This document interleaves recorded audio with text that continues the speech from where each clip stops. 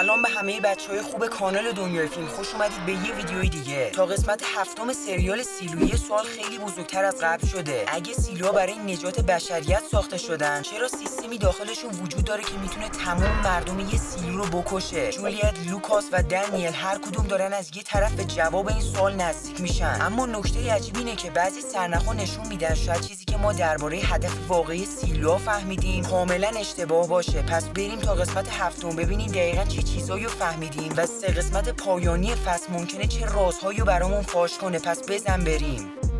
اول از همه باید ببینیم جولیت الان دقیقاً کجای ماجراست. بعد از اتفاق فصل دوم جولیت به سیلو 18 برمیگرده، اما حافظش کامل نیست و کم کم مشخص میشه این موضوع خیلی مهمتر از یه مشکل شخصیه، چون در طول فصل متوجه میشیم ماده‌ای به اسم ویتامین دی پلاس میتونه روی حافظه و رفتار انسان‌ها تاثیر بذاره. حتی داخل قسمت هفتم برنارد با یه دفترچه قدیمی به جولیت نشون میده که بعد از شورش‌های گذشته استفاده از همین ماده باعث شده بعضی از افراد بخشایی از خاطراتشون رو از دست بدن و بعضی‌ها هم به خاطر عواقب روانی این اتفاق حتی دست به خودکشی بزنن. پس ویتامین دی پلاس فقط یه دارو نیست. اگر مردم خاطراتشون رو از دست بدن فقط گذشته خودشون رو فراموش نمی‌کنن، ممکنه دلیل مبارزه‌شون رو هم فراموش کنن. یعنی حتی اگه یه شورش شروع بشه با کنترل حافظه میتونن بدون کشتار گسترده اون رو از بین ببرن و این اتفاق دقیقاً همون چیزیه که تصمیم جولیت رو در قسمت هفتم سخت می‌کنه، چون مشخص میشه ویتامین دی پلاس وارد آب سیلو 18 شده و تعداد زیادی از مردم دارن بدون اینکه بدونن اونو مصرف میکنن. جولیت حالا با دو انتخاب وحشتناک روبروه: یا اجازه بده این ماده همچنان روی مردم تاثیر بذاره، یا برای متوقف کردنش دادگاه قضاییه رو هدف قرار بده، کاری که ممکنه باعث مرگ تعداد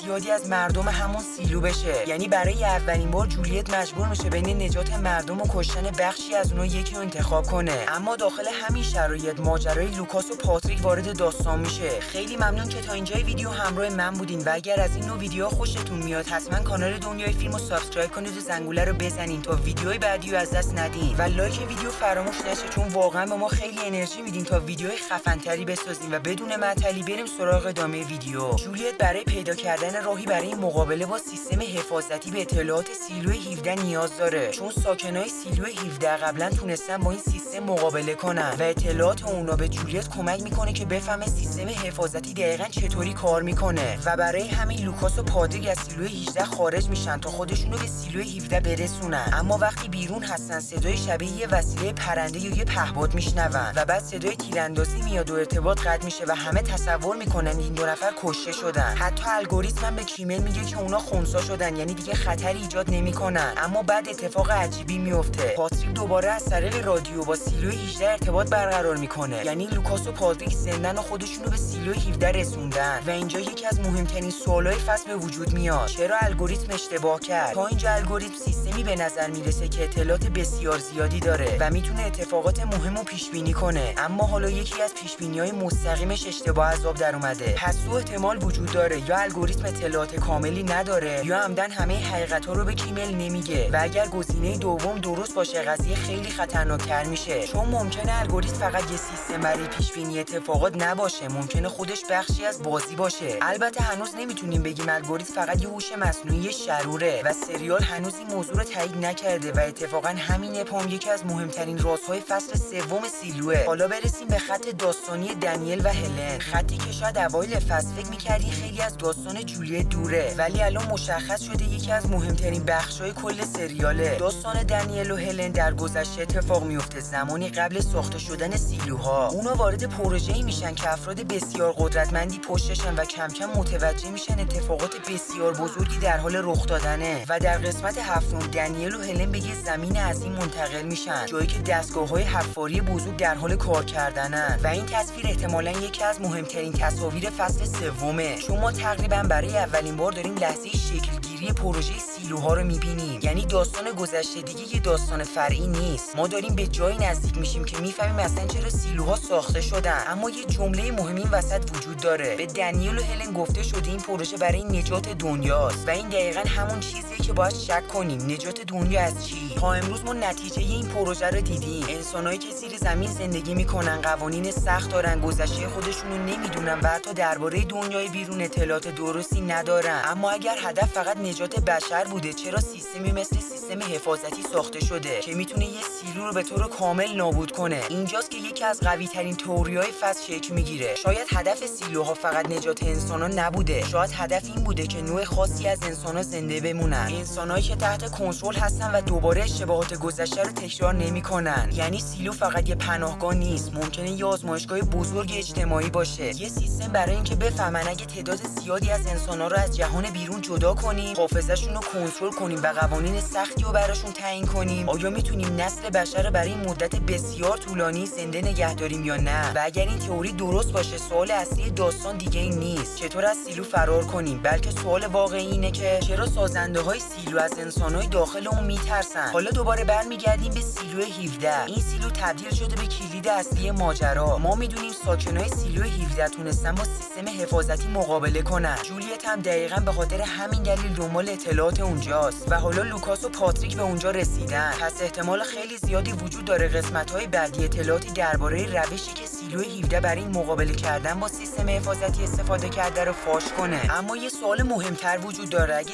سیلو 17 تونسته سیستم حفاظتی رو متوقف کنه، چرا بقیه سیلوها نتونستن؟ آیا ساکنای سیلو 17 چیز بیشتری میدونن یا اتفاقی افتاده که باعث شده سیستم کنترلی روی اونا ضعیف بشه؟ این میتونه یکی از جوابای مهم قسمت‌های پایانی باشه. از طرف دیگه کیمل هم داره تبدیل به یکی از مهمترین شخصیت‌های فصل میشه. اون بین الگوریتم، رابرت، خانواده‌اش و مردم سیلو گیر کرده. الگوریتم بهش دستور میده ولی کیمل کم کم متوجه میشه شاید همه چیز اونطوری که فکر می‌کرده نیست و اینجا یه تئوری جذاب وجود داره. ممکنه داخل قسمت‌های پایانی کیمل مجبور بشه بین اطاعت از الگوریتم و نجات خانواده و مردم سیلو یکی رو انتخاب کنه و اگر این اتفاق بیفته احتمالاً یکی از اولین ضربه‌های جدی به سیستم کنترلی سیلو خواهد بود. اما یه خط داستانی دیگه هم هست که نباید فراموش کنی. ناکس متوجه میشه مرگ پدرش اون چیزی نبوده که تصور می‌کرده. پدرش برای اد هاور کار انجام داده و مرگش رو جل کرده. در نگاه اول شاید این یه داستان فری به نظر برسه، اما سیلو معمولاً اطلاعاتی که اینقدر روی اونا تاکید میکنه رو بی‌دلیل وارد داستان نمیکنه. بنابراین ممکنه اطلاعاتی که ناکس از پدرش به دست میاره بعداً به ساختار سیلوها، مسیرهای مخفی و نحوه مقابله با سیستم کنترلی مربوط بشه. البته این بخش هنوز در حد تئوری و نباید بیشتر از چیزی که سریال نشون داده دربارش مطمئن باشیم. حالا برسیم به 3 قسمت پایانی. قسمت 8 رو با عنوان ماده خاکستری منتشر میکنن و طبق اطلاعات رسمی داستان ناکس و رازهای مربوط به پدرش رو بیشتر جلو میبره. بعد قسمت 9 با عنوان خداحافظی میاد، قسمتی که تصمیم‌های کیمل میتونه روی کل سیلوها تاثیر بذاره و در نهایت قسمت 10 که قرار فصل 3 به پایان برسونه. اما چیزی که درباره پایان فصل خیلی مهمه اینه که قرار نیست تمام رازهای سیلو داخل همین فصل جواب داده بشه، چون سازنده‌ها قبلا اعلام کردن که فصل 4 فصل پایانی سریاله و همچنین گفته شده که در اواخر فصل 3 مکان مهمی معرفی میشه که نقش بسیار بزرگی داخل فصل 4 خواهد داشت. پس احتمالاً پایان فصل 3 بیشتر شبیه باز شدن یه در بزرگ تا بسته شدن تمام پرونده ها. به نظرم یکی از محتمل ترین اتفاقات اینه که تا پایان فصل بفهمیم پروژه سیلوها دقیقاً با چه هدفی ساخته شده، اما هنوز همه حقیقت‌ها درباره اتفاقاتی که دنیا رو نابود کرده مشخص نشه. اما ممکنه بفهمیم چه کسایی پشت پروژه بودن، ممکنه درباره سیستم حفاظتی اطلاعات بیشتری به دست بیاریم، ممکنه الگوریتم بیشتر از قبل خودش رو نشون بده و حتی ممکنه جولیت بالاخره بفهمه چیزی که از اون فرار می‌کرده فقط یه سیلو با یه سیستم نیست، بلکه یه شبکه بسیار بزرگتره. اما اگر فقط بخوام یه تئوری رو برای پایان فصل انتخاب کنم اینه، شاید بزرگترین راز سیلویی نباشه که چه چیزی دنیا رو نابود کرده، شاید راز اصلی این باشه که چه کسی تصمیم گرفته بعد نابودی دنیا انسان‌ها دقیقاً چطوری زندگی کنن. جولیت دنبال حقیقت رفت و تقریباً همه چیزو هم به هم ریخت. لوکاس و پاتریک حالا داخل سیلو 17، دنیل و هلن هم داخل گذشته دارن به لحظه‌ای نزدیک میشن که این سیستم برای اولین بار ساخته شده و این دو داستان بعد از 3 فصل دارن به این نقطه مشترک میرسن. اگر جولیت بتونه حقیقت سیستم حفاظتی رو پیدا کنه، شاید برای اولین بار بعد از چند صد سال مردم سیلو فقط از زندانشون فرار نکنن، بلکه بفهمن اصلا چرا داخل اون زندان متولد شدن. حالا باید منتظر قسمت‌های بعدی بمونیم تا ببینیم لوکاس و پاتریک داخل سیلو 17 دقیقاً چه چیزی رو پیدا میکنن، الگوریتم چرا اشتباه کرده و مهمتر از همه پروژه‌ای که قرن‌ها قبل برای نجات دنیا شروع شده بوده واقعاً قرار بوده دنیا رو نجات بده یا انسان انسانا رو کنترل کنه. اگر شما هم برای پایان فصل سوم یه تئوری دارین حتما توی کامنت ها بنویسین، من همه کامنت ها رو میخونم. و اگر از این مدل ویدیوهای تحلیل و تئوری درباره فیلم و سریال ها خوشتون میاد، لایک و سابسکرایب کانال دنیای فیلم فراموش نشه، چون به ما خیلی انرژی میدین. و زنگوله رو بزنین تا ویدیوهای بعدی رو از دست ندین و مراقب خودتون باشین و خدا نگهدار.